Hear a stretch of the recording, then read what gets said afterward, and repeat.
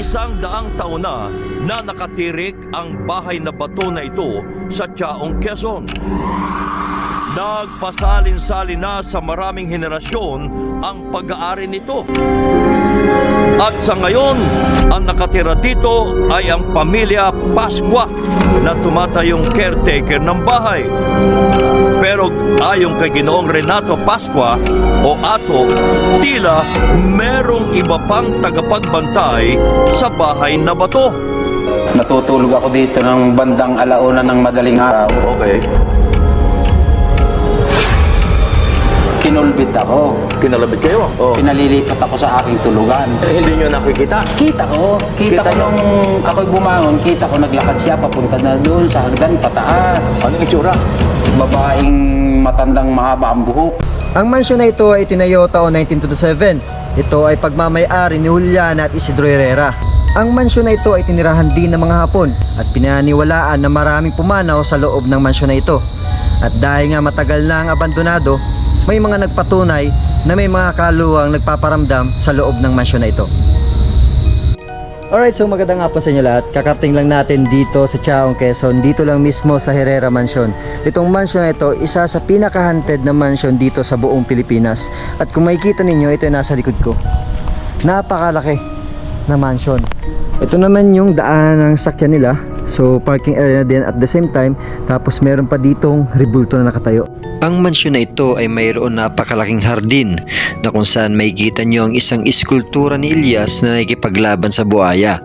Ito ay hango sa iba't ibang pahina ng No Limit Tangere ni Gato C. Rizal. Ito yung bahay. Unahin muna natin dito sa gilid kasi may gate dyan na maliit. Hindi ko lang alam kung bukas pa. So itong bahay na to, ang daming kwarto sa taas, siguro 6 na kwarto. Lahat bukas.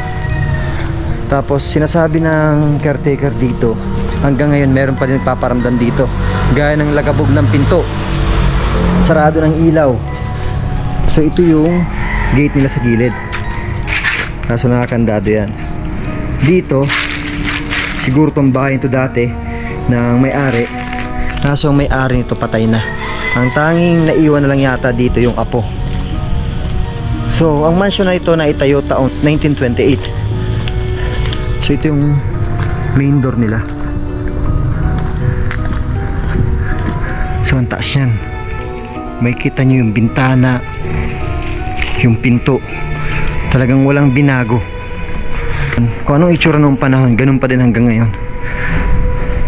Dito may long table. Ito mga lumang gamit, mga antique. Dito yung mahabang mesa na kung saan merong mga upuan at meron din ditong mga antigong kagamitan na hanggang ngayon nandito pa rin.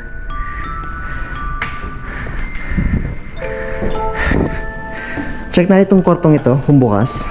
Una sana namin papasukin ng pintong ito dahil ito daw mismo ang kwarto na may-ari. Ngunit sa hindi inasahan, ito ay nakalak. So unahin muna natin ang library. Ito, mga antigong kagamitan, may baso, plato, iba't iba. So dito yung library nila sa ilalim.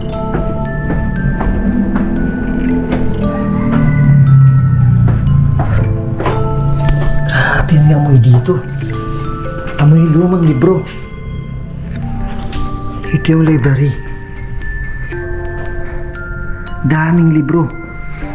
Halos sobrang kalumaan niya, nangangamoy na dito sa loob. May malaking salamin. So ito nakikita nyong mesa. Dito tayo magpa-paranormal investigation mamaya. I-try natin kung totoo nga ba talaga may nagpaparamdam dito. Ito yung mga libro dito, nakakalat lang oh.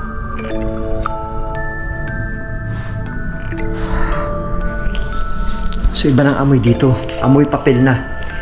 Literal. So akit naman tayo dito.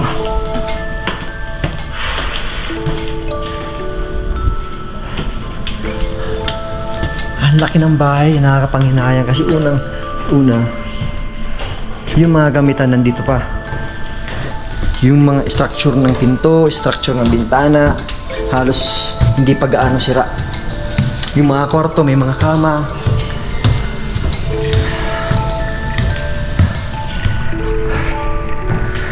Dito meron pa din library. Hindi ko alam kung papunta saan.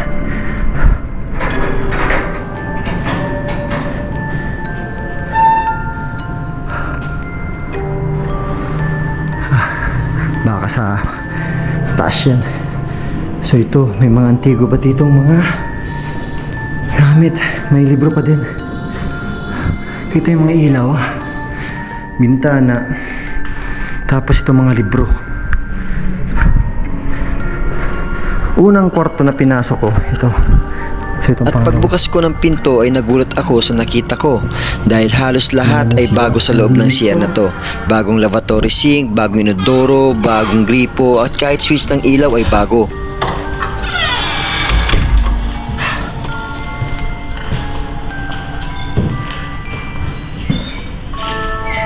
Dito may pinto. Buksan natin. Makikita nyo may kama pa dito. Yung amoy dito, literal na kahoy. Ito yung labas. Kita nyo, halos nabubulok na yung kesame. Ang laki ng bahay. Sa totoo lang.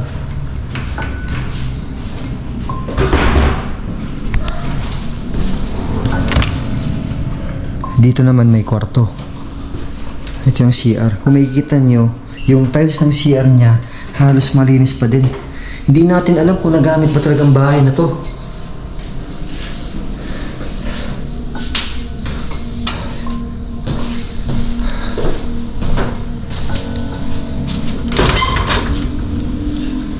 Wala nang gamit. Kita nyo, halos kita na yung ibabaw. Bubong.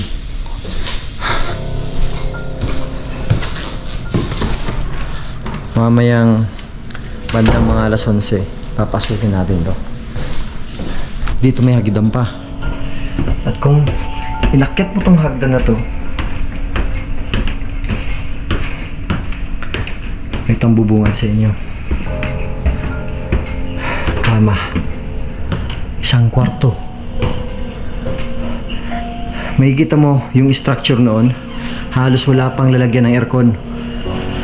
Kasi noong panahon, malamig pa ang hangin. Hindi pa ganito kainit. Grabe, ang daming kwarto dito.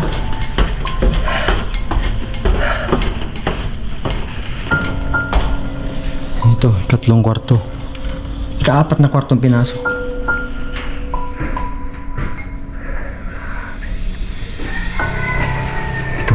Gamit.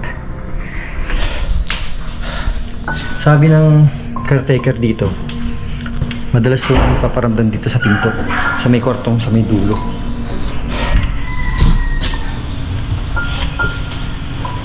Ito kwarto pa din, pero malaking kwarto.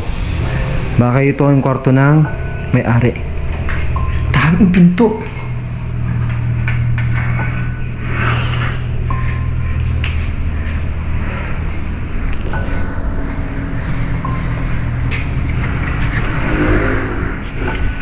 Buksan. So ito yung kalakihan ng Herrera Mansion dito lang sa Chaong, Quezon. Grabe, ang laki. So mamaya naman gabi papasukin natin to para subukan natin kung gagana yung mga gamit na dala natin dito. Alright, so magandang hapon sa inyo lahat.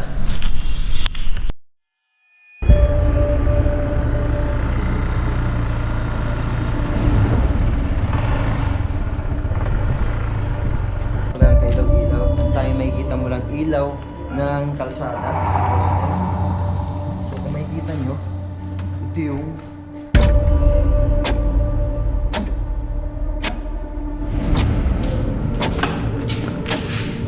National Geographic.